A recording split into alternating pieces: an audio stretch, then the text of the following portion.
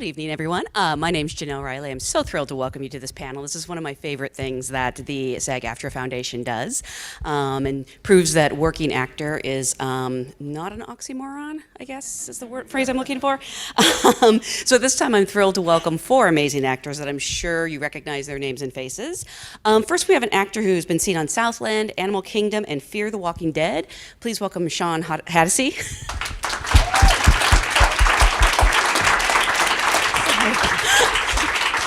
I'm laughing because we just confirmed that I know how to pronounce your name, and then I stumbled on it. You blew it. Yeah, I blew it. In front of all these people? No, you did great. Thank you. We also have an actress you will recognize from her roles on Go On and The West Wing. You can see her every week now on Dr. Ken. Please welcome Suzy Nakamura.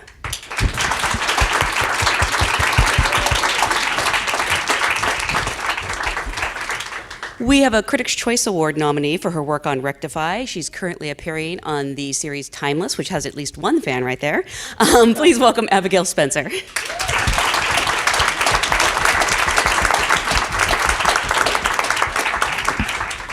And an actress you've seen recently on the big screen in The Accountant and on TV in the series Arrow. She currently stars on the USA Network series Shooter. Please welcome Cynthia Addai Robinson.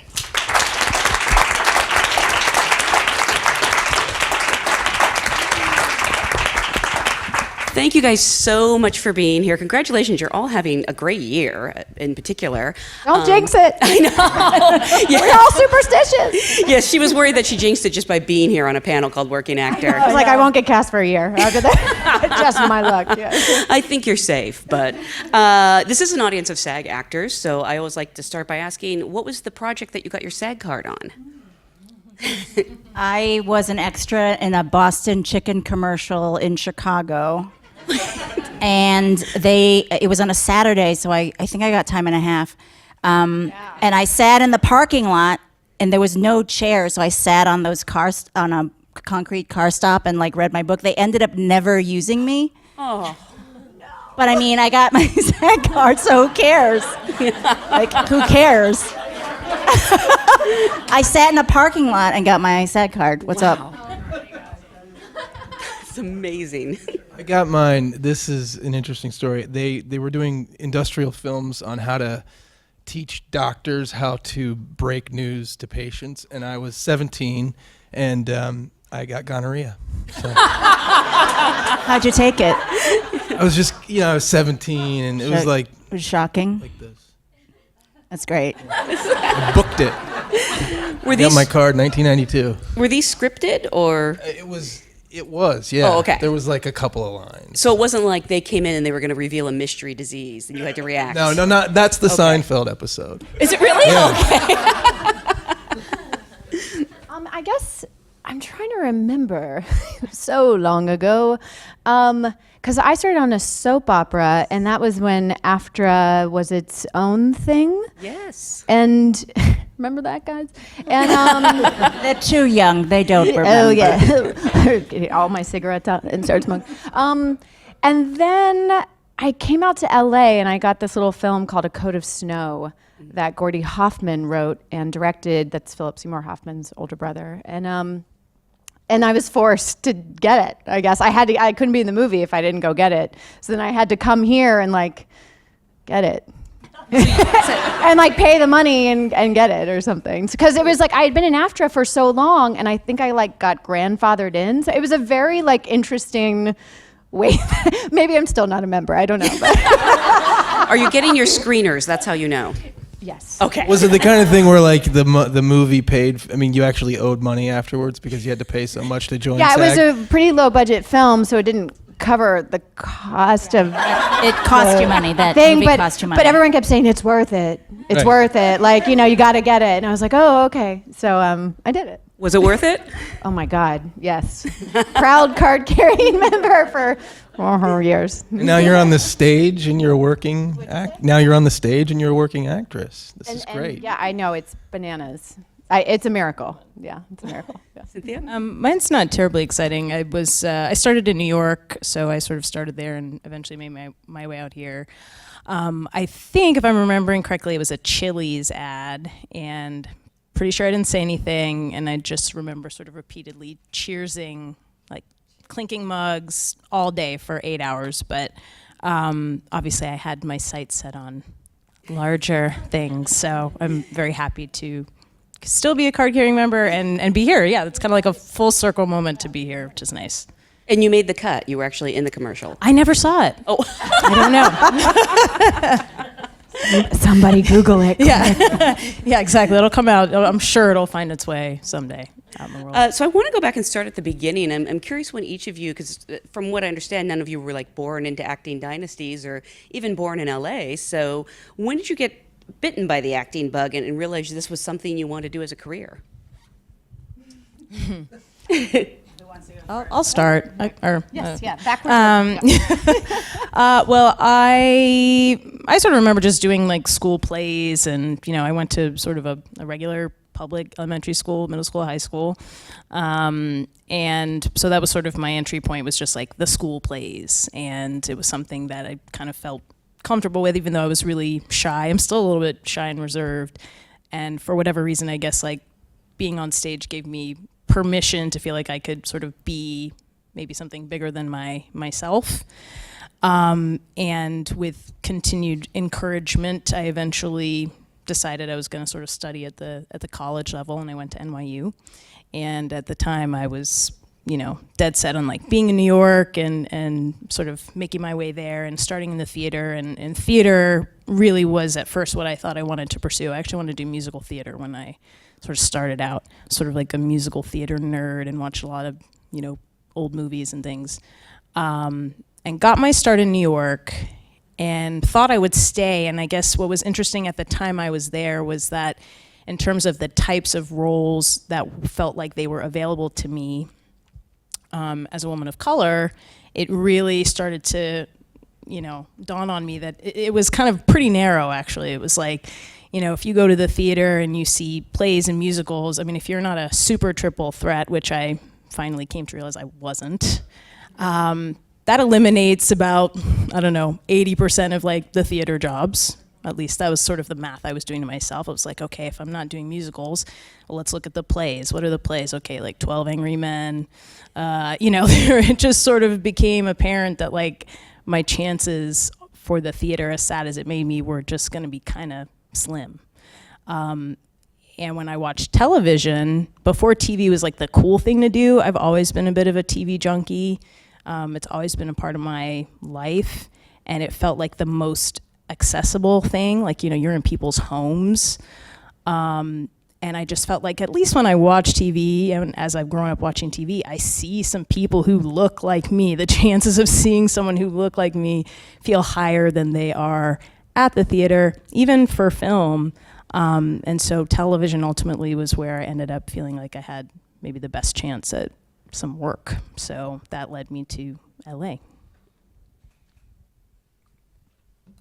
I was, were you going to go? Okay. Tell who she's looking at. Yeah. I grew up on the East Coast, in Maryland, in a small town. Where? In Frederick, Maryland. I'm from Silver Spring. Get out. Okay. Hang out. That's Yeah. crazy. That's cool. Maryland connection. Anyways, I was involved in sports, and I liked sports a lot, but what I began to realize at a young age is it's really hard to be the leading scorer on the basketball team, like when you're short. Or it's really hard to be the captain of the football team when you're short. Or if you have gonorrhea. Or if you have gonorrhea. But when my point of view shifted looking at the theater, it I can be short and act. Yeah, I could be short and act. And actually, there's not a lot of guys that are interested in this kind of thing. So the competition was really not very much. You guys are doing a lot of math, by the way. I'm like, you guys So, are like, really analytics working of it all. out. The concept of succeeding was a lot more realistic in the theater, at least in Frederick, Maryland, where I grew up. So that's kind of where I began my interest. Odds. And then as I got in there and I sat around and I realized how collaborative it was, that's what I really enjoyed about it, and sort of taking material, whatever it was, and finding truth and working together. So that's what drew me to it. Because you started at a pretty young age, Yeah, didn't I you? did. Yeah. But it wasn't until 17 that I got gonorrhea. But there was some like non-union Appropriate age things to get it. leading up to that, and a lot of theater. That's what I really enjoyed doing mostly. So, anyways, go ahead. It's hard to follow gonorrhea, I know. I started in theater too. I kind of had the opposite perception that you did. I thought theater was so colorblind that I had more opportunities, and I thought television was much more literal. I mean, theater, you can kind of pretend whoever you want to be. You create your own reality, and people accept that. Whereas television, it's a much more literal medium. I started as a kid the same way and doing like plays and stuff in school. And in Chicago, I only knew one actress on television. She happened to be Japanese American. And then I went to like a career day at my high school, and there was only one person in the acting booth, and she happened to be Japanese American as well. Wow. And there was actually in Chicago at the time, there were 2 Asian American theater companies. So theater was the way to go for me, because you just work constantly, and Chicago's a big theater town, so there's always an audience. There, you're always selling out, and it's just a great experience. But I didn't really see it as a job. It was something I did on weekends, and it was something I did at night. But I really enjoyed it, and it wasn't until I got hired at the Second City, and I knew that I could make a paycheck, and I joined a union equity, and they had a pension and all that stuff. I didn't realize it was possible to make a living doing what I was already doing. I just didn't know it was a job. And so Second City was sort of the big job for me, where I realized, I'm gonna see if I can do this and make a living. So you personally knew an actress, like a working actress who was Japanese American? Yeah, she happened to be my best friend's older sister's best friend. And she was on TV? Yeah, she was on a show with Elliot Gould, not the George Clooney ER, it was another ER. Oh, the other ER, Yeah, yes. and it was it was a play in Chicago, and then they made it into a television show, and then she went with the television show. And she's Japanese American, but she was my best friend's Filipino, and so she played a Filipino nurse, and she was doing my best friend's mother's impression of my best friend's mother. So I saw that on television. I was like, oh my God, and I realized that it's possible, and it just coincidental that the 2 people that I chose to look to both happened to be Japanese American. So it was just one of those crazy things. Abigail? I'm from Gulf Breeze, Florida. Never heard Applause. of it. Wait, are you guys clapping because you're from Applause there, or for you've never heard of hearing it? from it. What'd you say? Huh? You've heard of it. They've heard of it. Yeah, it sounds pretty. It's in the Floribama region of the world. Literally, you stand on one side and you're like, oh, there's Alabama. And my dad's was a professional surfer, and so I come from a family of surfers, and my mother is a singer-songwriter and an artist, and so I come from people who chose kind of left-of-center lifestyles anyway. But my mother says, she was like, when did you start acting? In the womb, she was like, you just came out, and that's what. She kind of felt from an early age that might be what I ended up doing. But my father really wanted me to become a professional surfer. The typical all the lady impression. professional surfers out there.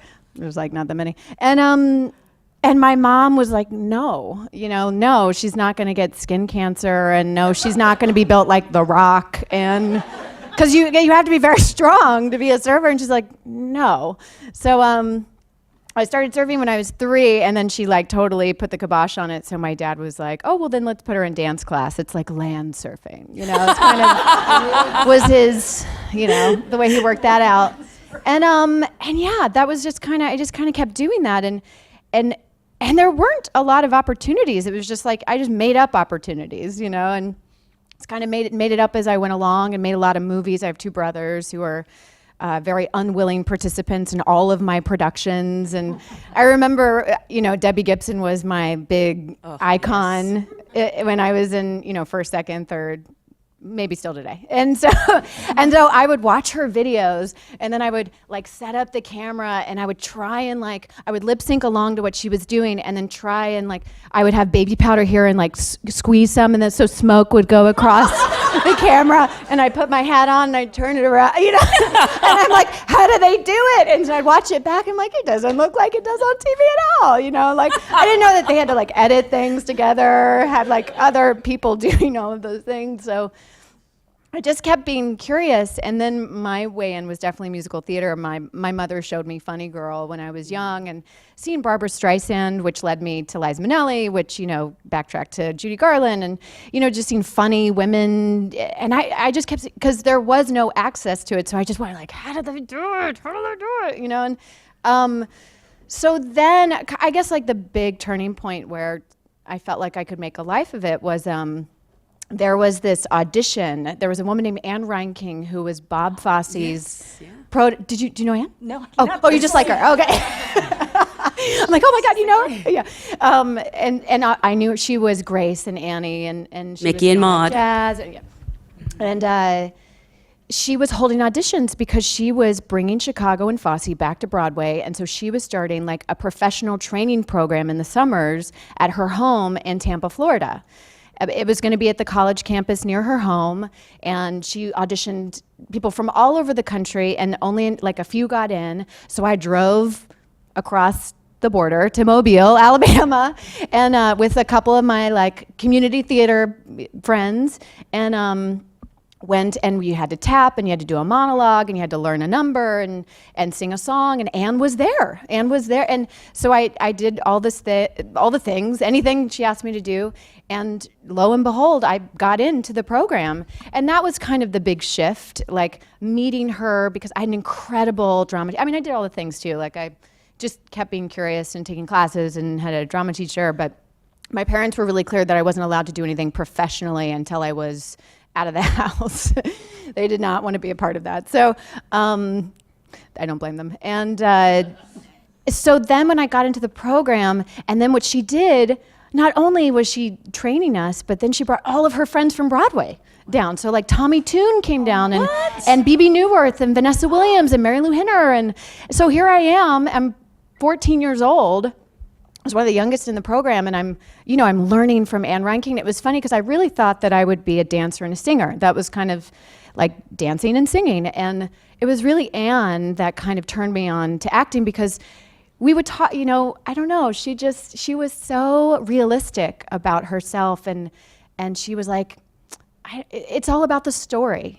She was you can kick your leg the highest and be the best singer, but if you can't tell the story or be the character, because that's what I felt like my whole life was what touches people? What is the thing that moves people? Why can someone create a piece of work and you walk away, you walk right by it, and then someone else does something and it's you just are arrested. And so that's kind of what I kept exploring in the meeting. Anne really turned that around, and then I really got into acting, and that being my center, and kind of kept going forward. And I remember the big thing that they would talk about in becoming a professional actor was, well, you need a job to get an agent, and you need an agent to get a job. And I was like, well, that doesn't make any sense. That sounds terrible, and so there's so many conundrums about the business of acting that I still don't fully understand. But I just kind of felt well, if I just keep being curious and kind of keep following the curiosity of trying to be a part of this community, or maybe add my contribution, or maybe even be good, or maybe even great at it, then maybe all of that stuff would work its way out. Because I do find that that's the part of art is the business of art. That's probably, we'll get into that too. And then soon after that, when I was auditioning for colleges, I was sitting in the audience of a talk show, and a casting director saw me in the audience when the host talked to me, and I had a general meeting. You're kidding. No, I'm not kidding. With the casting director of all my children. I was sitting in the audience of the Regis and Kathy Lee show, and she talked to me in the audience for a second. And all of a sudden, like, the casting director called Kathy Lee's assistant and was like, I just love that girl you were chatting with in the audience. Can I meet her tomorrow? And I was like, I love New York. Like, I'm never leaving. You know? This is so easy. I know. And what was funny, it was so like Mary Tyler Moore, like full on throwing my beret. I even was wearing like a 70s coat, like Mary Tyler Moore, going to that meeting. And I ended up, I mean, very, very long story short, getting the job and bypassing, like, deferring my enrollment to Carnegie Mellon, which is where I was going to go, and to do the job. And because they said I could come back if it didn't work out, and I was like, what does that mean? It doesn't work out, you know? Like, I don't know what that means. And then it got really hard. Like, it was like I got on the show, and then it was like, oh, this is hard. I have to be on time, you know, like they cost people money if I'm not there. What, you know? So anyway, that's a long story longer, I guess. Well, you brought up pretty much the number one question that people keep asking is how did you get your first agent? And or also, how did you get your first good agent? I'm curious, because it's not always the same. There's a difference. We start down here this time. Well, that's a good question. I did start at an early age, so some family friend put me in touch with a manager at an early age. But the interesting, later when I turned 18, I had worked on a show called Homicide, which shot in Maryland. I auditioned for it. This casting director, Pat Moran, who's been around forever. She's cast all John Waters movies. Anyway, she cast that, and then she also cast this movie Home for the Holidays, which Jodie Foster directed. And I got the smallest role, like I had 2 lines in this project. But anyways, I told Pat Moran I was going to go to New York and audition for Juilliard, because to me that was like, I'm going to go to Juilliard. That's it. I didn't take the SATs. I was a poor student, clearly a very bad athlete, which we've already established. And it was Juilliard or nothing. So I told Pat Moran I was going to audition at Juilliard, and she said, well, while you're there, why don't you meet this manager who was in New York? And so I auditioned for Juilliard, and I met this manager, and and I didn't get into Juilliard. Really? And the manager was like, but if you want to move to New York, feel free. I would love to represent you. And it was Melissa Leo's manager, who happened to be on Homicide. And anyways, so that's how I got my first, like, really great manager. He was great? He was great. It was a perfect scenario. And he introduced me to my agent, and literally I went to New York and started working. Wow. Yeah. It's amazing. As an actor, yeah. And what about your current representation? Because I know it's hard to find, someone who gets you and will put you out for the things you want to go out for. My current representation is wonderful. Oh, are they here? No, I don't know, but I'm sure they might watch. Maybe, because isn't somebody streaming this? This is on Facebook. Everything's streamed now, right? No, it's not. They're recording it, but okay. So, anyways, now later. I can't. It's important for people to get you, know, and we all have our own interesting point of view, and it's taken a long time for me to find the right team and people that are willing to, go to bat for you and say, and if they have to call up an important person at a studio, they're willing to do that, because that's what you need. You need somebody that believes in you. So anyways, how I got them, it's a long story, and I'm not gonna bore you with all of that. But one thing that people ask me, what is the most important ingredient to success? And I think, like, what we're all talking about is finding taking risks. You know what I mean? Making big, bold choices and not being afraid to fail. And it's going to New York or going to that Juilliard audition or whatever it is. It's scary, but doing it and just following through with it and putting yourself out there is the thing. And failing. I mean, honestly, I think people say this a lot, but you have to fail. I mean, you have to. It's essential. You learn so much in one failure than you will ever learn from one, triumph, honestly. And there's just certain opportunities, and then I call them opportunities, There are opportunities where you're allowed to fail over and over again, and acting is one of them.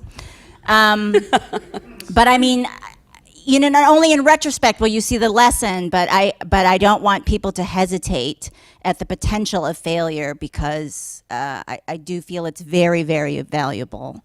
I just want to jump on that real quick, because I think what you're saying is so important, and it's the concept of saying yes. Even as an actor, as directors that work with us, they give us notes, and often, I mean, as a series regular on a show, you're there, 99% of the time. The directors that come in, are there, one episode, and they're telling you what to do, and that can't be an easy job. Thank you, but. Thank you very much. I'm not gonna, You keep that. but saying, excuse me, She's poisoned you. saying yes and following through with I gave him a note to cough at a certain point during the. their crazy note, as crazy as it sounds. I think as an actor, saying yes is an important thing. Even though it might seem wrong, it will help you, force you to be creative and find a way to make that note work. And I guarantee if you do it, you will feel success at the end. It will be rewarding if you Yes. can accomplish it. The same thing with a mediocre script or a weird line or anything like that. The goal isn't to change the line to make it work for you. The goal is to actually take an awful, awful line and make it work. It's not you're not the writer. You're a hired gun. They have hired you to say the word and make it believable. And if you don't think it's believable, or you think it's cheesy or awful or whatever, the challenge is to make it not that. And that's where the artistry comes in. That's where you're creative. That's what they're hiring you to do. So don't be afraid of, look, there's going to be a lot of bad lines. There's something very satisfying about taking that piece of crap and making it fine, if not good. So yeah, embrace bad lines And failing. and failing. Just do it over and over. I saw this thing. I don't know. It's just like a little tidbit, and it said, sometimes you win and sometimes you learn. And I liked that. I was like, oh yeah, it's not like fail. It's got all those like weird, like oppressive, like bad things from our parents kind of things. Like it's like bad memories, but learning means growth. And so that's kind of what I've really been able to use, is just learning from every experience. And I think part of this too is just kind of not quitting. Like that's been a really simple mindset, is like, because we were like, oh, you're really working now, or I would say probably the last 8 years of my life has been a windfall of work in a beautiful way. But I worked for 10 years before then, sparingly. I was the lead of 8 different pilots that never got picked up. I mean, I was on the George Clooney track for sure, like, and then I was like, oh my God, I'm poison, or I'm like, that work hates me, and I've done 18. And she's done 18. I've done 18 pilots. Yeah. I mean, it's like you work a lot and nobody knows about all of that work that you do. It's still work. Like, you still get paid. I Yeah. did a failed pilot every year, and I got paid, so who cares? And back in the day, some of them went. yeah, back in the day when you did a pilot, they got gave paid you double. They gave you both. Yeah. Yeah. Yeah. So you could Because kind they of would live hold off you. of. Yeah, if you did live- one pilot, you were all Then right. you're Had fine, times and then have you can go do changed. independent film. And you did 18, so you must be loaded. Just off your pilot money. I'm like, what am I doing here? You just take it. I'm curious because you brought up bad lines, and I do want to go back to the aging question, but now I'm just dying to know, like, what's the worst line you ever had to deliver? I can tell you the worst note I ever got from Yeah. a director was Todd Solondz, and I'm happy to talk about him. Do you guys know who that is? He said this was an audition, and Does he know about this? Like, is he about to find out right now? Or? I don't know if he knows what he's doing. He said, "Do this." It was great. It was really good. He said, "Could you do it again? But this time, do it with birds chirping in your head." I kind of love that. I'm not gonna lie. Yes. I'm like weird stuff though. I was like Snow really White. confused. That's like a Snow White reference Yeah. or something. or I don't know, cuckoo or something. I mean, the material was really kind of disturbing and dark, and I'm assuming there was a channel there, but I just still don't get it. I'm trying to figure it out. I mean, I hear what you're saying, but I also am like, that's amazing. But I had a director once that would say, give me direction and not know what it meant. Oh. So she would come in, I would do the line, and she would say, okay, do it one more time, but just like tighten it up. And I would say, so, do you want me to take out the pauses? And she goes, no, don't take out the pauses. Just tighten it up. And I was like, do you want me to do it faster? No, don't do it faster. The pace is great. Just sort of tighten it up. And I was like, you have to go. I mean, I asked a couple of times what she meant. She just kept saying tighten it up. And so you have to go, okay, great. And you have to pretend you understand what they're saying and just cross your fingers. And there was another thing she said. She said, throw it away. Oh, I hate that. And I was like, okay, so just sort of like I'm distracted. And she goes, no, not like you're distracted. Just throw it away. And again, I mean, she was repeating terms maybe that she heard, but didn't understand what they meant. And I kept on saying like, do you want me to just sort of, be like I don't care? And she goes, no, don't do it like you don't care. I mean, so you have to go, look, you're going to get directors like this. Why do we do this? You have what to go. are we doing? You have to go like, oh, okay. And then do it and hope that's what she meant. It's really an art form. Like some of the actors, sometimes that I've worked with, the director will give them that note that do it with the birds chirping, and they'll be like, they'll say no or I can, and I'm always just like, just tell them yes and then don't do it. If you really don't want to do it, just say, okay, I got it. And then don't ever do it. How are they going to prove you didn't do it? And then you have a secret, which makes you even more powerful in the scene. You're like, I have a secret that I'm not taking that note. I will say, I can't really remember like the worst line I've ever been given, but one of the things, especially coming from a theater and like my early days working in TV was interesting to me because it's not really a director's medium, even though all the TV directors I worked with are, I don't love them all, but most of them are good. But there's a lot of times where you do feel like you're kind of on your own, like you're kind of having to like take care of yourself and take care of your own performance and direct yourself. And that was really jarring to me in the beginning, especially when my early days of television, it's not like you're, for all of your training and all of your visions of like the amazing acting you're going to do, a lot of times you have like one line or 3 lines, and you're sort of trying to figure out how to be creatively satisfied but still have like your 3 lines. I mean, there's only so much you can do, and just figuring out sort of, again, how to sort of protect your performance when sometimes the director isn't really focused on you or even the performance for that matter. I mean, a lot of times they're kind of hired to execute a shot list. If they're lucky, they actually might be able to put their stamp on an episode or a few episodes of television. But television for me felt like another school in a way because it's very much a learning as you go type of medium. I mean, as much as you can train and learn, I don't think anything really prepares you for like the actual reality of working in TV, especially to start, especially when you're just doing your couple lines, you're a day player or even a guest star. A lot of times you're kind of having to just go it alone, and it can guest stars really, especially, you're on your own. Yeah, it's like it's nerve-wracking, and I mean, in the beginning, for the first few years, I was always scared I'd be fired. So it was just literally trying to not, I know, and you can still feel like that. So there is something about that. It's like, outside of the work itself, you still have to find a way to, I guess, get that creative fulfillment, because I think to start sometimes you're not necessarily going to get that, and you have to kind of think of the bigger picture. You kind of have to tell yourself you're going to have this progression, or hopefully you're going to have this progression that will allow you to eventually feel like you're actually collaborating and acting, because I think early on it might not feel that way. Well, and I think that part of what you're talking about, maybe, if I may, is like, and that's been a big part of my journey, is just finding my why. Like, why this job? Why this role?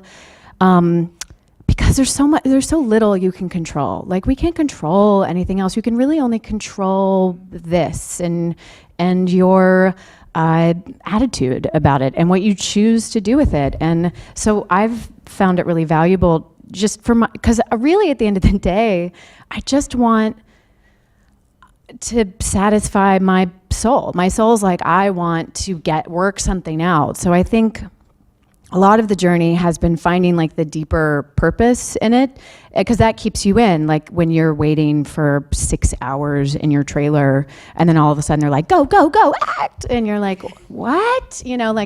I think I will say to add to that, I think the shift for me, a really significant shift that I remember, is when it stopped being about trying to get work to satisfy myself, and it became about the bigger purpose of like, what does it mean to sort of be part of storytelling, like an act of service in a way. Yes. And again, when you just have 1 line, 3 lines, it's a lot harder to kind of wrap your head around that. But in the beginning, you're just hustling for yourself. You want to get the job for you. And when it becomes about something larger than you, that to me felt like a significant shift in my career. It sort of got away from like, I'm going to go to this audition and get this job for myself, and getting hired is a victory for me. When it became about what can I do in the context of this job or this role? What does it mean to even just be on a show and just as my person be visible? What would that maybe mean to somebody else watching me, or to be part of telling this story? When it became, again, like an act of service, acting as an act of service, that felt meaningful and powerful and worth my time and effort, and got me through those sort of like slower periods when you're kind of agonizing about like, why am I doing this? Because that's what you get paid for. I feel like it's like all the other stuff, the actual acting and the actual like experience of this service, we'd all do for free. They all know it too, They know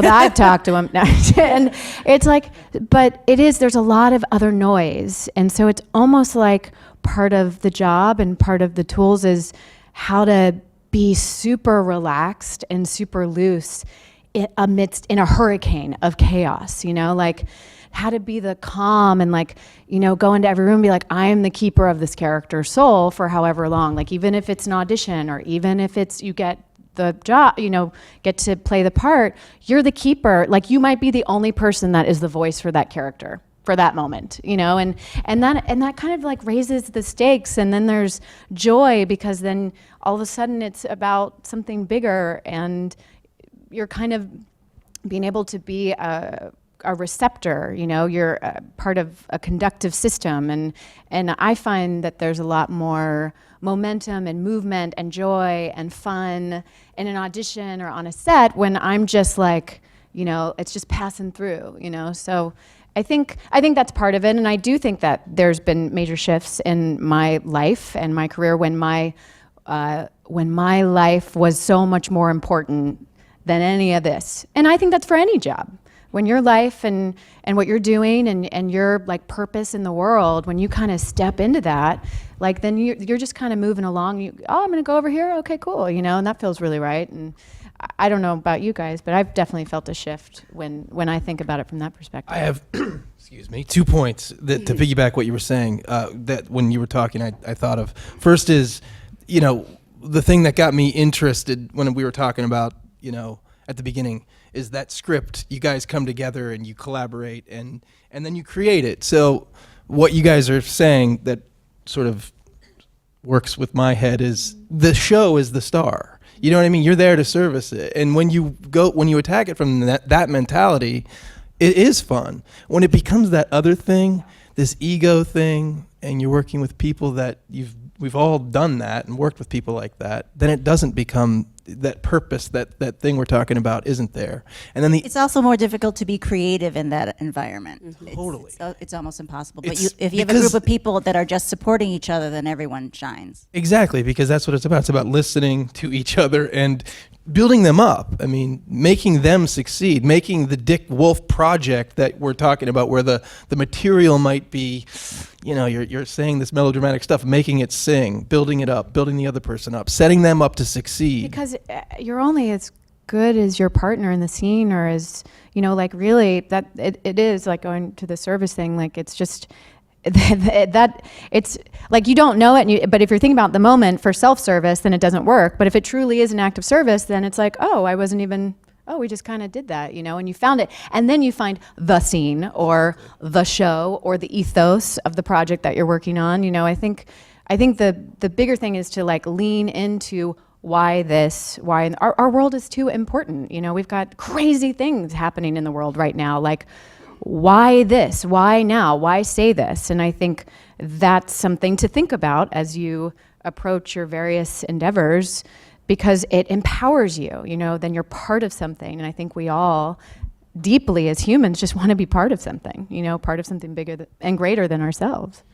And the other thing I was going to say is we were talking about auditioning and not getting the part and being wrapped up in that, which we all know what that feels like. And the easiest way, and it's never easy, but it kind of follows that point too. If you don't focus on the result, you can't. Like, if you focus on the result, you're going to walk around feeling beat up all the time, because we're going to book 5 out of 100 auditions. So I like those odds, actually.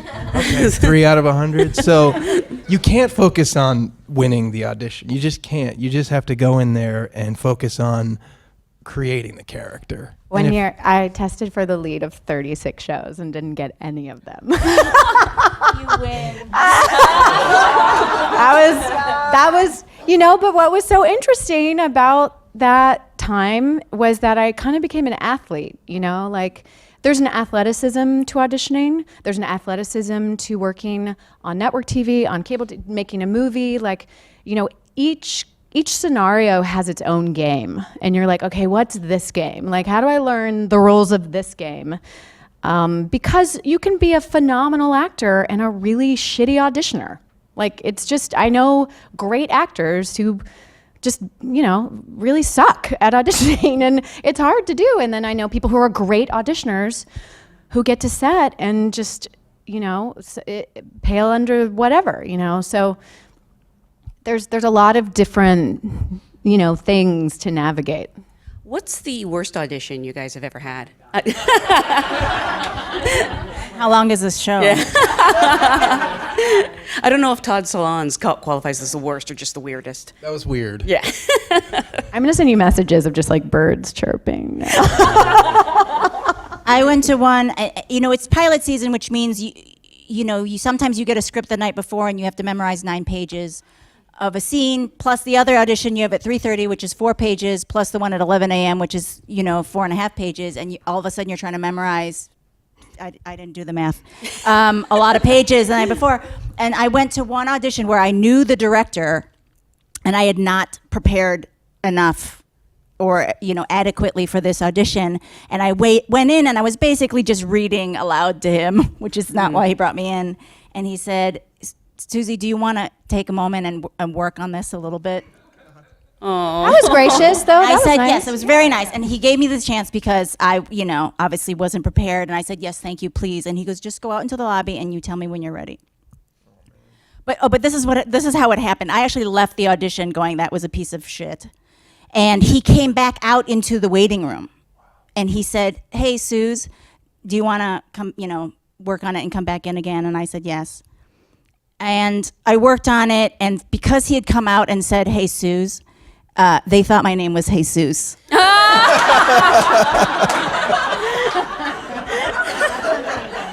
And I went out and I worked on it, and and then 2 people went in, and I said, he said, are you ready? And I said, yes, I'd like to go in again. And when I got up to go back in, one of the girls said, go, Jesus.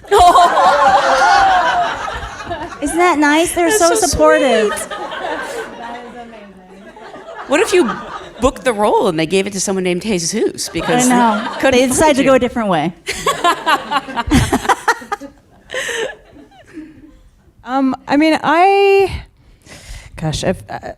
This one has a happy ending and this one's not so bad, but so I worked on this movie, The Accountant, a couple of years ago, which was a big deal for me because it was one of those moments where it had always felt so impossible to get a movie. That to me feels it's just not that easy. It's not that easy to get any job, but I feel like especially, some people might know me, but a lot of people don't. And this was a movie that had all these famous people and me. It was sort of how did I end up in this movie?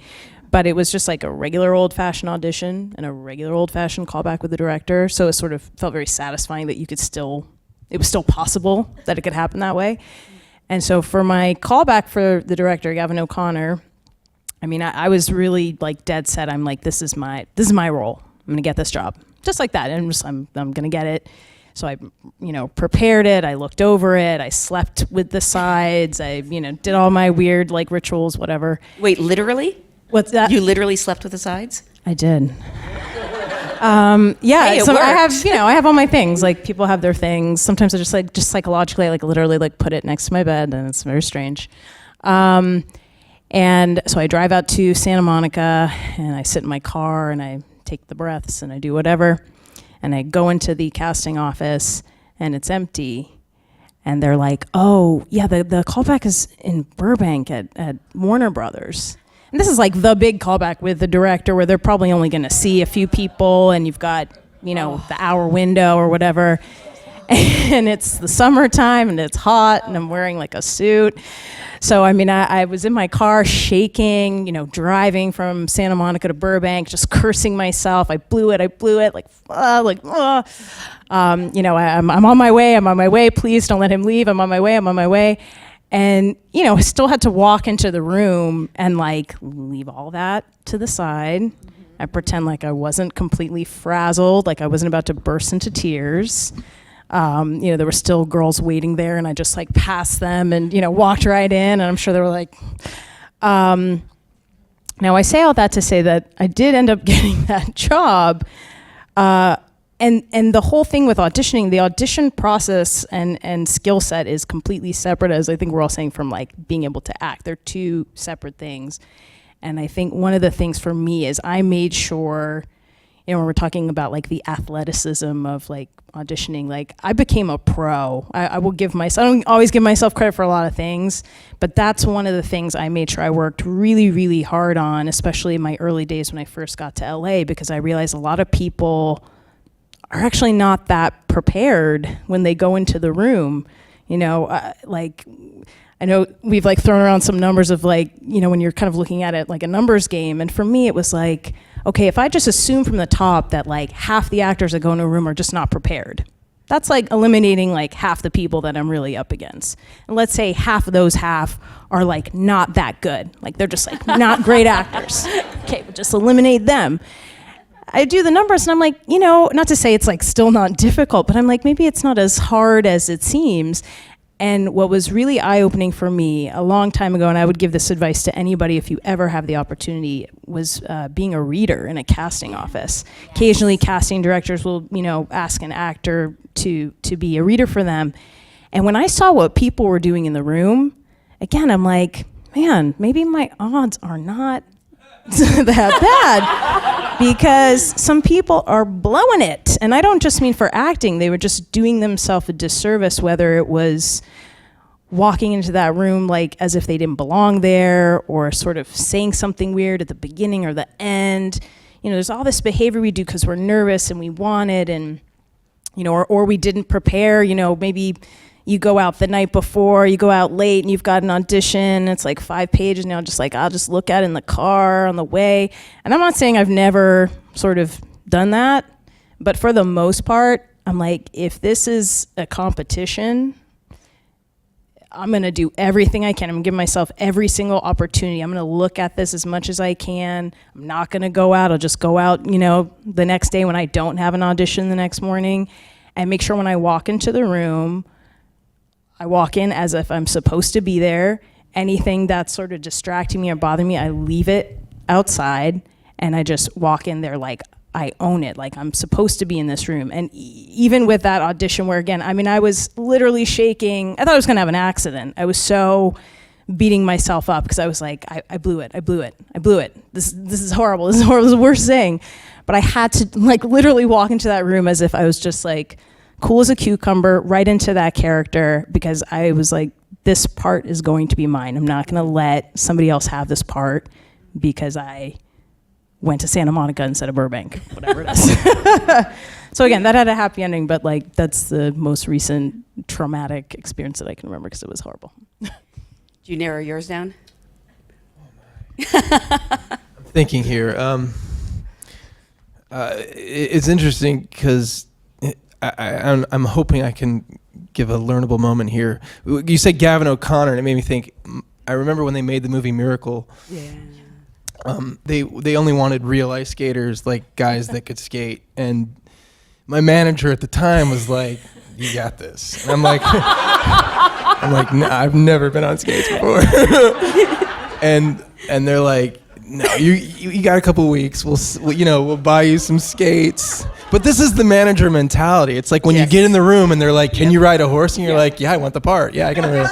And then you get on set and they put you on a horse and you die. Like, that's what we're trying to avoid. But my manager at the time was like, "Okay, the ice skates." So I spent a week or so trying to learn how to skate. And I remember saying to her, I can't do this. I can't face them like this. And she was like, "No, you're going." And I'm young, you think, well, this is an opportunity. I need this, right? So then I go, and every single person that was auditioning on skates, they were like professional skaters. And and it was like me and Fred Savage out there, like, falling down. And it was the most humiliating experience. I don't know if it was the worst audition, but this is a learnable moment. Like, don't do something that's not in your, toolbox. Abigail? Well, it's interesting. I mean, I feel like the worst audition I ever had was probably, I thought I would be in the theater. I really wanted to do theater, and I looked at the soap opera opportunity as a way to get to New York, and I'm like, okay, I'll do the 3-year contract, and then I'll, just slip right on in, to the theater. And that did not happen. And, it was tough, man. I mean, it was just tough. Like, the soap was tough. It's incredible boot camp. Like, I can hit my mark and know where my line is. And, like, it made me very, very professional. Like, a very, very, a professional worker. And, but I think, transitioning to the theater was very, very difficult for me, even though I had all these years of training before the soap. I just hadn't been doing it. So speaking of agents, I actually met my agent on the dance floor at the Daytime Emmy Awards when I was 17 years old. She's still my agent. I was 17. Right after I was cast on the show, like, literally, she danced up. She was like, "Hey," and I was like, "Hi." She was like, "I'm gonna be your agent," and I was like, "What's an agent?" Just, like, literally, we're like, like, dancing like this, and I love telling that story because that's so her personality, and and she meant it. Like, oh my God, she called me every week for 8 months, met with my mother, God bless, like, she really wanted it, and so. After my contract was over on the soap, which is like a whole other funny story for another time, my agent got me a theater audition. I'm like, yes, this is the one. So I go to the off-Broadway theater, and I've got all my stuff prepared, and I'm playing the cheerleader, and I go up, and it's, the lights are like this, and it's dark, and I feel like I'm in All That Jazz, and I'm looking out, and I'm not kidding, I had a complete and utter, like, a panic attack on stage. Like, my vision went blurry. I could not read I was like, looking at like a bad stoner trip in like a Seth Rogen movie or something. I was like, whoa, like, I just felt so woozy, and I couldn't do it. Like, I couldn't get through it, and they felt really bad and kind of like, "You need any help?" I'm like, yeah, actually. Like, had to, like, lead me off the stage. And I remember I went out into the blazing sunlight, and I was like, what am I doing with my life? Like, had a whole, like, come to Jesus moment, and really, and actually that was tough for me. I was like, maybe I don't want to be an actor. Like, after the soap and that, I quit acting for a year after that, and kind of like felt like I needed to do some other kind of work to kind of get, because I was like, what was that? Like, what was that? And luckily my agent did not give up on me, and I got into an acting class. Like, that's what I did. I went straight to acting class, and I was like, something's wrong. Like, I don't have the tools. The craft is not there. So no matter what I'm feeling, that can show up for me. I just didn't have it. I had all this natural ability and met all these wonderful people and got these great opportunities, and I took them, but by the time I got off the soap, I had professional know-how, but I did not have a craft that I could rely on. So I'm so grateful for that horrible audition because it set me on the path. I did quit acting for a year. I did not pursue getting jobs. I got into class, and then I did that in New York. My family was out here in California, so I came out to spend some time with them. I met an acting teacher here. I could not afford my acting classes. I spent all of my money from the soap opera, living on that money after the show, and, you know, paid for classes by cleaning her toilets and buying snacks and like whatever. It worked in the office. You know, I felt like I had to get a craft because what was that, you know, and why was it so important? What happened to my body that my body thought that was so important that it had to black out in the middle of it, you know, like that was, when people ask me, I'm like, get into a class, make stuff, you know, get a craft, get something underneath you because things get crazy. And man, I'm so grateful because gosh, things can get so crazy. And like you, I feel like nothing messes with my craft. You know, regardless of how I'm feeling, regardless of what's happening, nothing messes with that. And I'm deeply, deeply grateful for that. And then I had some like weird audition stories, like right after I had a baby, I didn't have a nanny. So I went and like was nursing the child. Oh, really? That's a good note. You know, just nursing, and then like gave my baby to that casting director and did the scene because I didn't have a nanny. And she was like, come anyway. And I was like, okay. Like literally, that's Jeannie Backrack. I'd known her for a really long time. So she was like, bring the baby. I was like, this is so weird. And kind of amazing too, because like you realize too, everyone's moms, everyone's just trying to pay the bills, you know, like we're all just in this together. So that was hilarious. We actually have a question. Forgive me if I mispronounce anyone's name. I think it's Deep. Is it Ray? Deep Rye. Do any of you still have a coach or someone you go to when preparing for a role or an audition?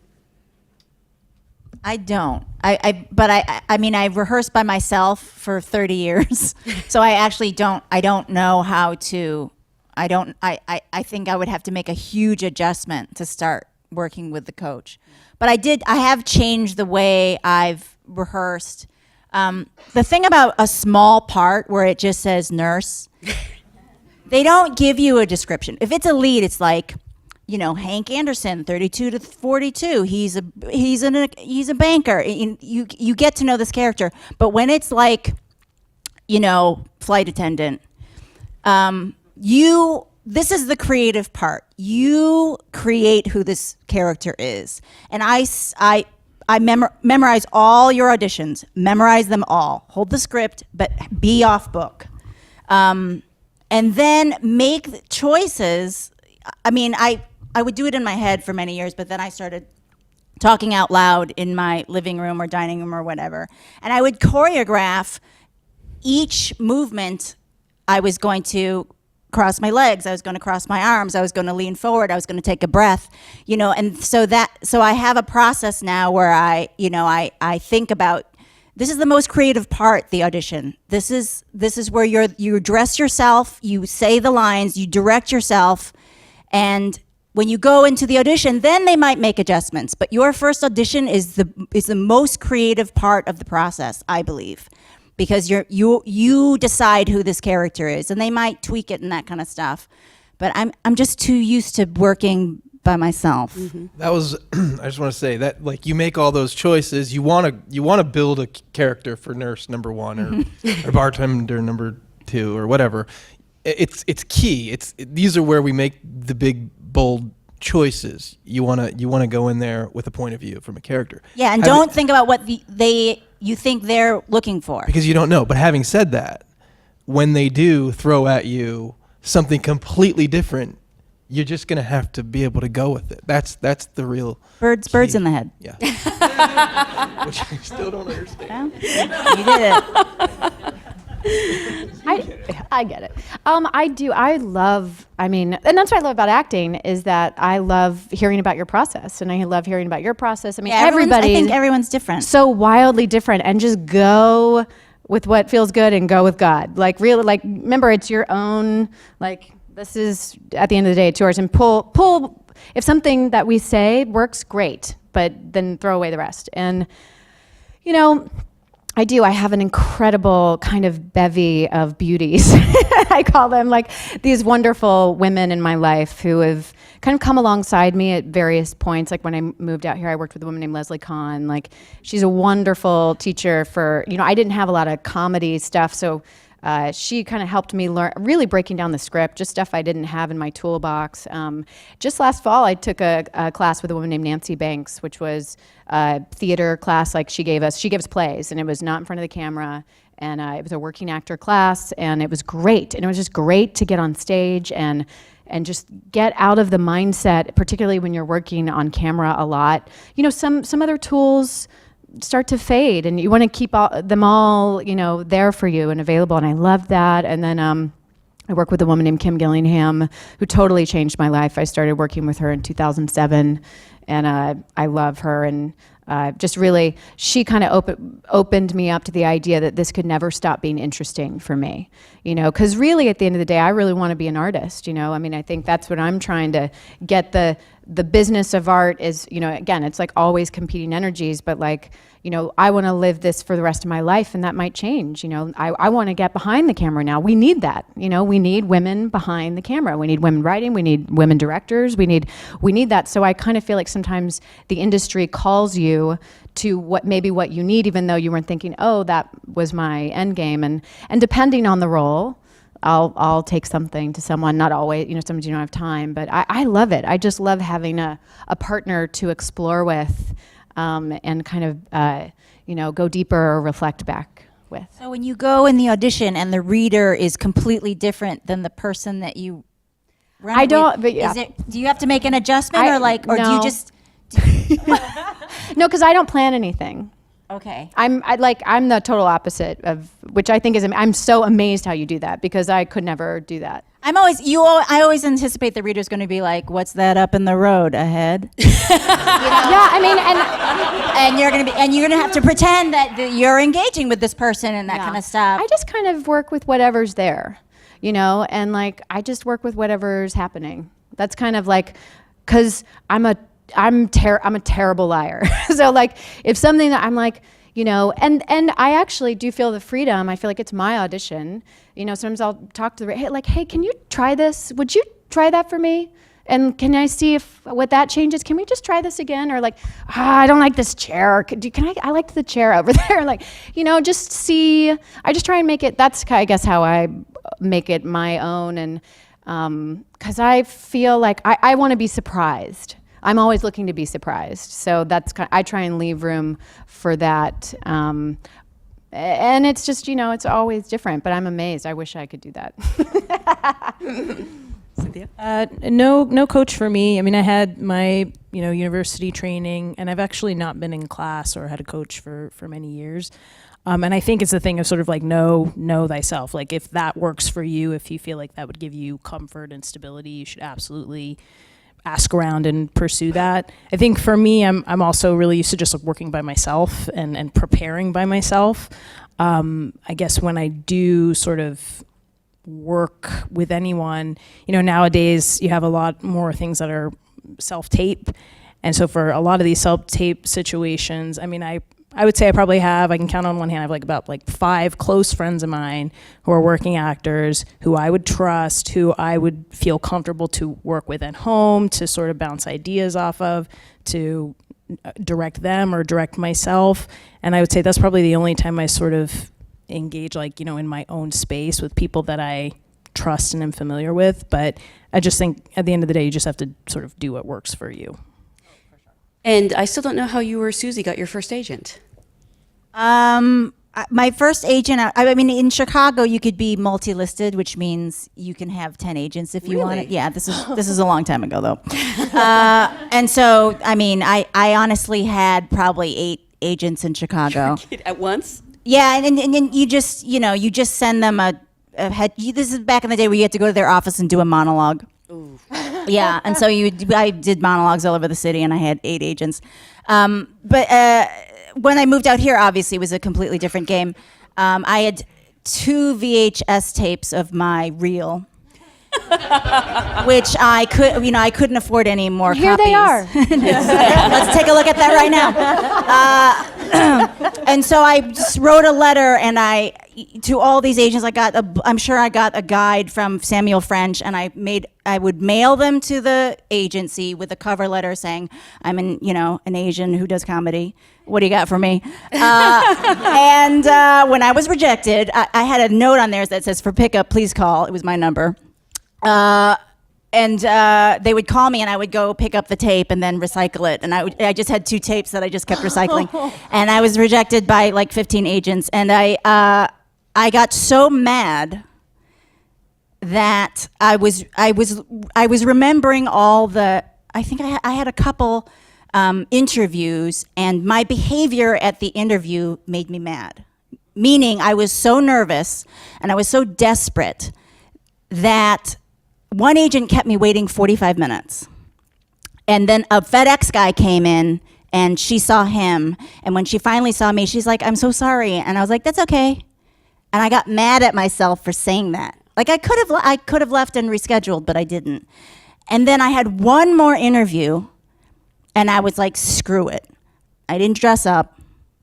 I was doing an industrial in San Francisco for Bank of America. So I had to go to the airport after this interview. So I didn't put any makeup on. I wore my plain clothes, which are like my favorite leather jacket and like jeans. And I sat like for the whole interview. And at the end, he goes, do you have any questions? And I said, how do you get to the airport from here?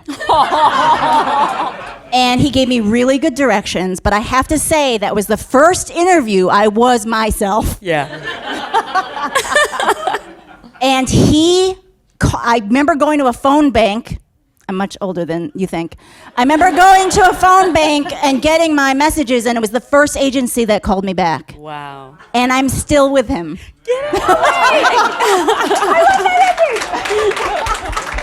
And by the way, he gave me really good directions to the airport. Yes. To each airport that you have to go to. And I'm still with. He was at Innovative, and I'm still with Innovative. He eventually became a manager, and he's my manager. Oh, wow, that's Yeah. amazing. But I think there's something really there to that. Like, don't you think, like, I allowing was myself. yourself to be seen, not having to be a certain way or a certain thing. And I find that when we get the really last minute auditions, like, that is what I want to show up. It's like, oh my gosh, am I okay letting myself actually be seen? You know, when the camera rolls, when that's the thing. I think that is the, like, free falling. Like, really, can someone actually see me?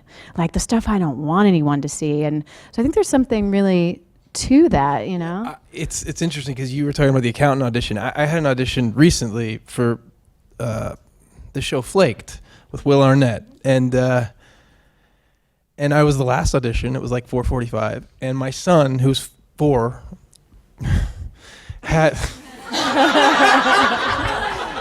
he had a performance of Charlie Brown, and and my wife was like, "You're going," and I'm like, "But I got Will Arnett at 4:45, man," and she's like, "No, you're going to Charlie Brown." So I was like, "All right." And I went, and it was the worst performance I've ever seen in my life. The kids were like walking off the stage. They're I was 4. like, I know. That's why I'm like, can't I just go to the audition? All right. So, anyway, I kept Will Arnett and all the producers and the directors waiting a half hour, but I came in with that.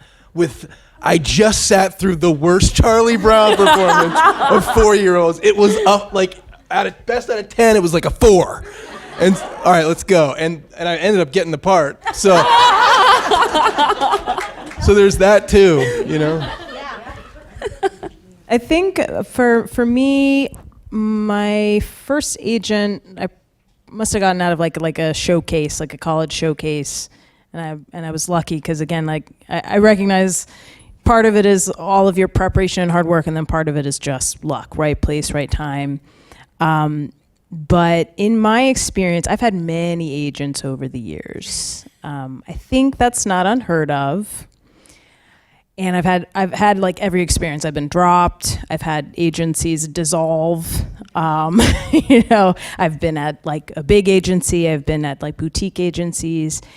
And, whenever the relationship would end, more often than not because of them and not necessarily me, it was always like, oh my God, like, what am I going to do? Now I don't have an agent. Like, how am I going to figure this out? Where am I going to land? The through line for me has actually been my manager. I've had my manager now for about, I won't say how many years, but pretty much the length of my career. And they're actually based in New York. And it just sort of worked out that they were still willing to work with me once I made the move west. But just to keep in mind with the whole sort of agency thing, which feels like so important, because I guess it kind of is. I mean, it's like you could be super talented, but if you can't get in the room, then, it kind of doesn't matter. But the agency I'm currently at, which I'm very happy with and have been with for the last few years, I had an opportunity to sort of try and nudge up a little bit. I was like at a smaller agency. I had a couple jobs come through. It was like, okay, it feels like it's time to make a strategic move, try to get the next level up.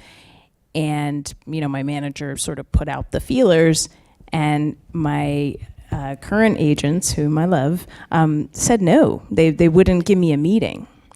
It wasn't even like they met with me and they said no. They didn't want to meet me.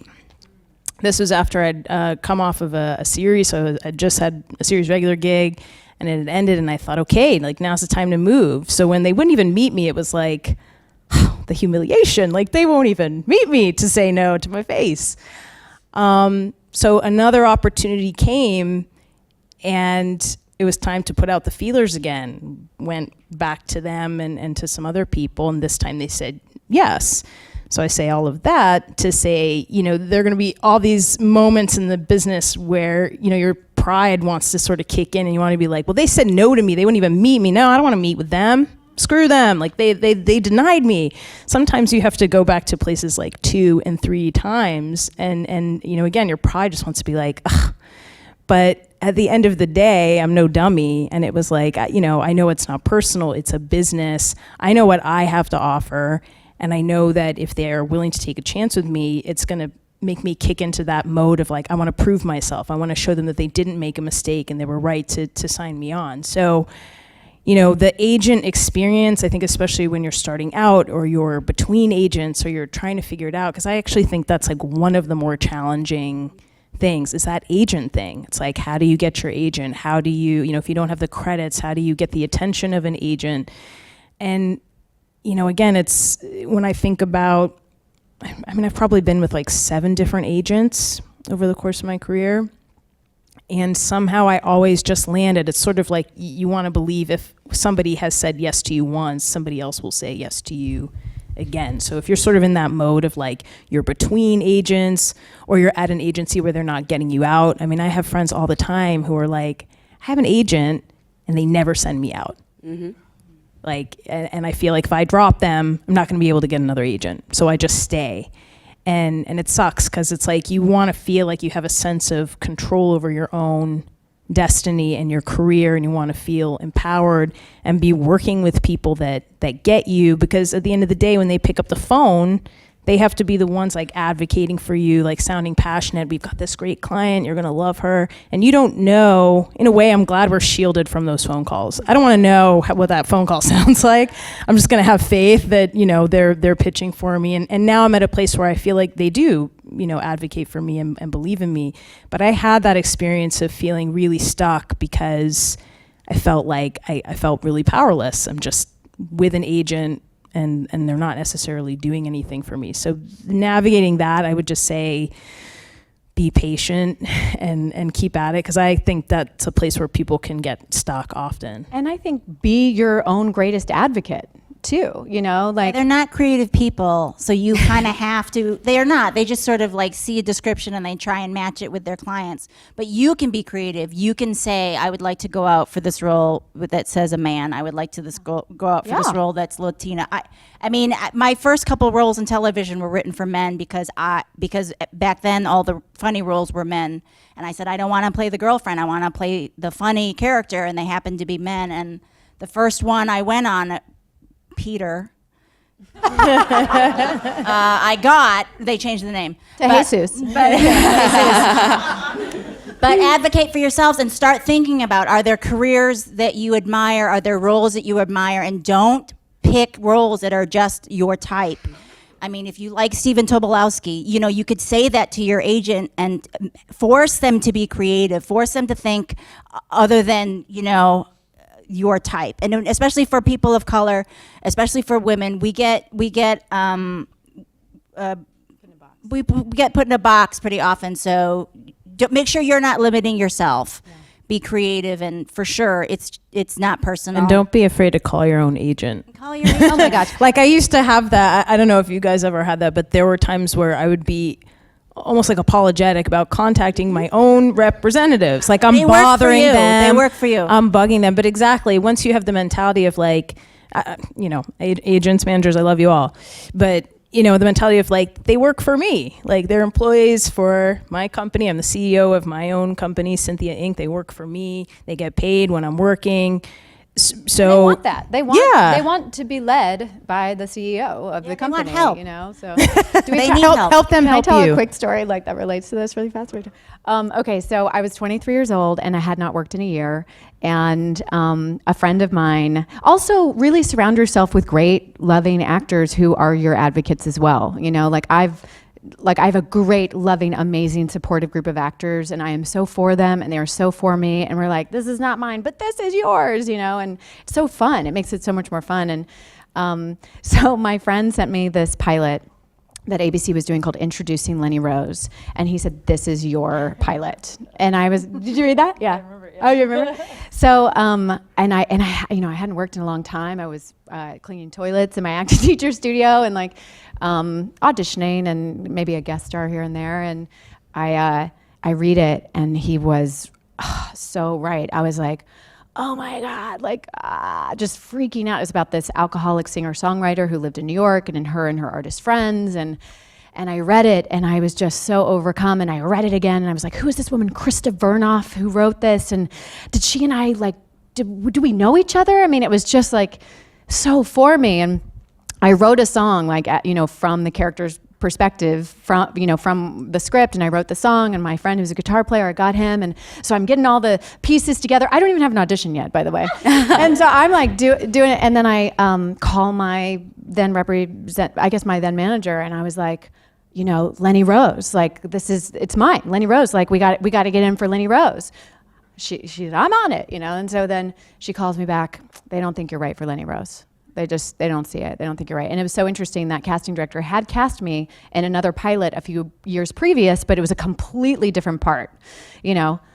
And so there then goes convincing them. And this has worked for me again and again. I've had to do this quite often in my career.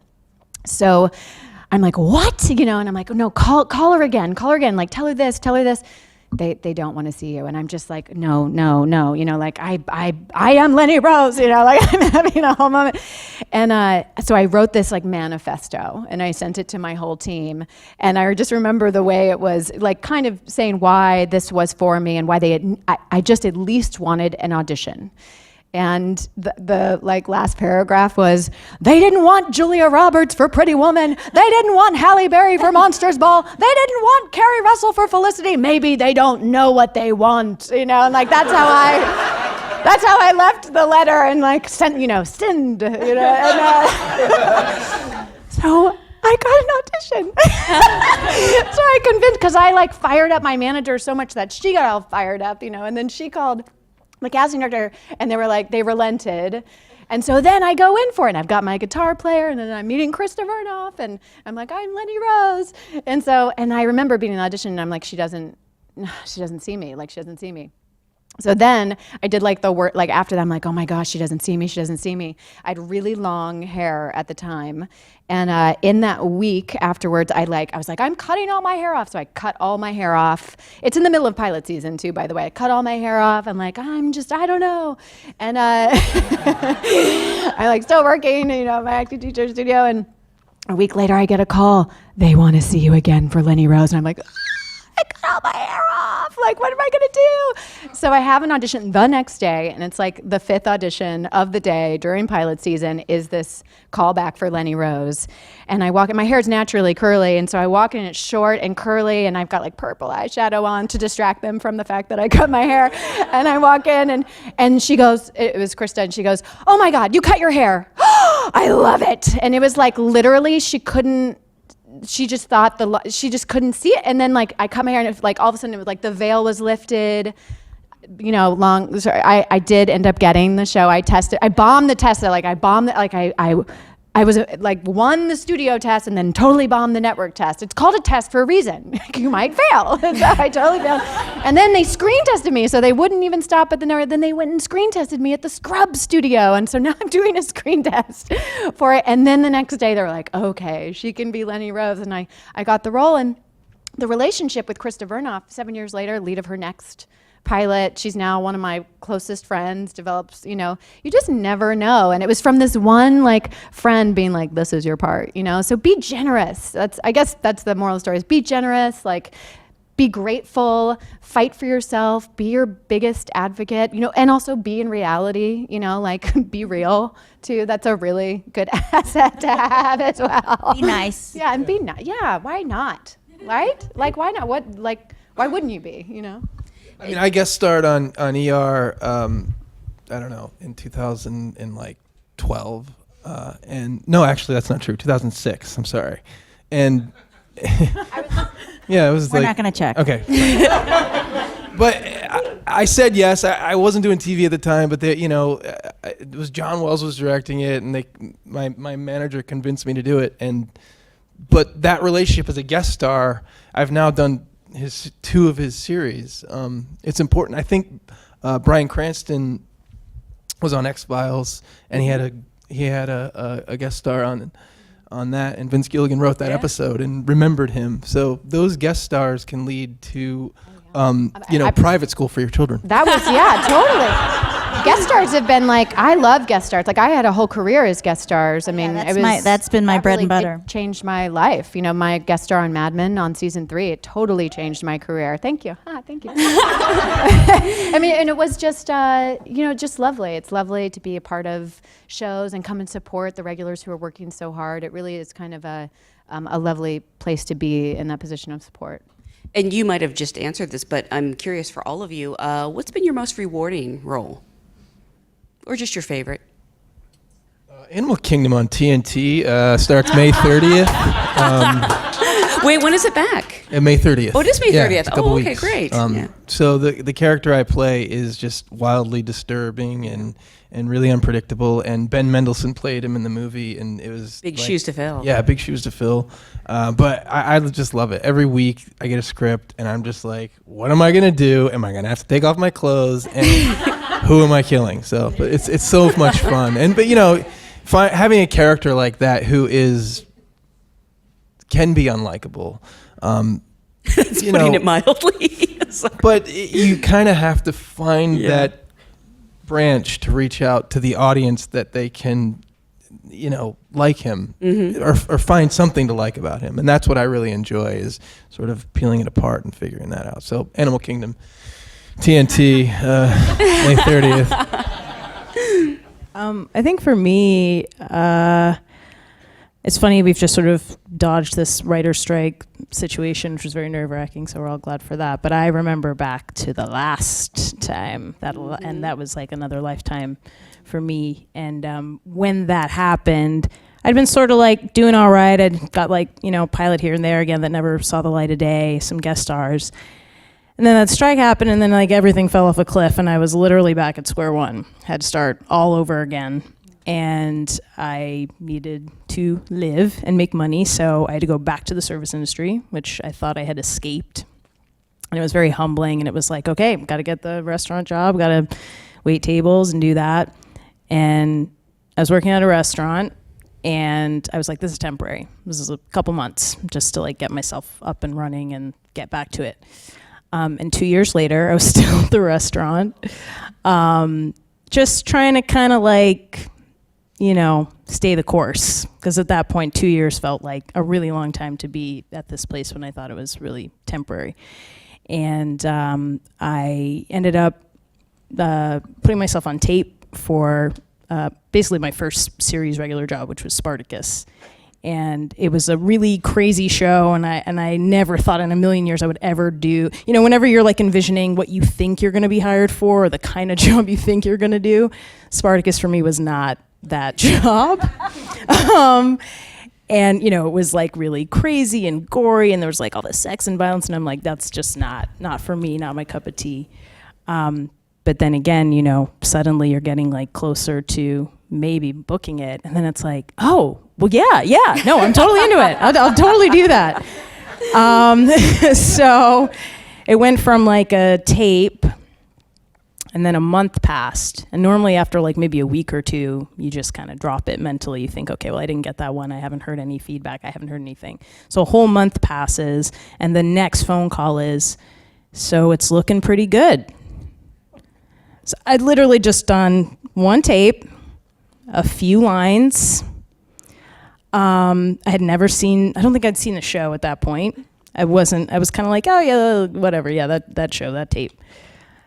And now it's like becoming a reality, and I meet with the show's creator, and it was kind of like, well, how do you feel about going down to New Zealand and fighting with swords and this, that, and the other? And I was like, what? So I go to my restaurant, and I wrap up my apron, and I turn it in, and a week later I was in New Zealand in a really intense show. And it was just kind of like that very satisfying thing of like, I'm doing it. I made it. Like, I'm out of the restaurant. I'm leaving that behind. No more restaurants, hopefully ever. And I'm doing the thing that I've envisioned for all these years. And it was incredibly satisfying. And it also allowed me to have, I mean, one of the things I think is really beautiful about this business, if you get the opportunity, I've seen places I never thought I'd get to see. And I ultimately ended up essentially living in New Zealand on and off for a year and a half. So I had the work experience, but more than that, I had the cultural experience. I had the experience of being with a group of people, many of whom I'm still very close with to this day. And it sort of surpassed my expectation of what it can be if you get a job. It's sort of more than the work. It was just like the life experience. Like that job literally changed my life. And for you too? Here we go. I think my favorite, again, it's a business. You don't get to choose stuff you like. Unfortunately, I've had the opportunity to work on shows that I like and stuff, but my favorite experiences are pilots that have never seen the light of day, shows you've never heard of, independent movies that have only played in festivals. As a work experience, those are the most gratifying because they were collaborative, or because they were really difficult, they were a challenge, or because I learned a lot. But you would not know any of them. But if you think of it, if you think of your work collectively, it sort of all feeds into it. Like you can be satisfied creatively, and then you could still do shows that pay the bills, and that balance really is ideal. You don't get to work on your favorite shows all the time. It is a job. Not just, I don't want to sound negative, but I mean, you know, there's a reality to you don't get to be on your favorite shows, but you do get to have ideal experiences. I really did love playing Suzanne on Mad Men. I mean, that was, I just had a baby. I mean, I was on set nursing, and like, it was just so unexpected. Was that the nursing audition? It was not. Oh, it was a different one. But it was around the same time, actually. You know, so I was like deep in the throes of being a new mother, and totally head over heels in love with my baby, and not even sure if I would be acting. Like, I was like, oh, maybe I won't be an actor for a while. I just loved being a mom so much. And so when Mad Men came along, I did not watch the show. And then found out later, I was like, oh, I'm on this show. Okay. And you know, I was just so happy to have somewhere to go. Like, I was like, I get to leave the house today, you know, and hang out with a pretty man named John Hamm, you know, and it was like it was delightful. It really was delightful, and I love that character, and I love Matt Weiner. I mean, every job I get since then, I thank Matt Weiner, because it is because of him, you know, it really truly is, and Laura Schiff and Carrie Audino, the casting directors, who he then thanks, because they were my very first general meeting when I moved to Los Angeles. Very first. They cast me in my very first series that went to air. Like, they have been, you know, angels in the industry. I have a few of those. But, you know, and then I've gone and played Scotty on Suit. Like, I've been really lucky. I hoard. I'm just like hoarding all the characters. I'm like, I got them. Like, give them all to me, you know. But I will say, you know, Amantha on Rectify was really, that whole experience was pure, just a pure experience. And that cast, and that was one of those moments where when I met Ray McKinnon, I felt seen. And like, he sees me, sees the things I don't want him to see, and I just felt celebrated. And again, they didn't see me in the part, like if there was resistance for me going in for that, and I had to make a call and be like, I just need a meeting, and so that was just, I'm still kind of like, I jumped right into a show called Timeless, like literally a week after we stopped shooting Rectify. So I'm still kind of, I don't even know if I've started to grieve, like, oh, Rectify, and it's still, streaming is beautiful for the things that you really love. And that was just something about her and something about that show. Well, I want to again congratulate you guys on a fantastic few years. I want to thank you so much for being here tonight. I want to thank you guys for being a great audience. Thank you so much. Thank you. Thank you guys.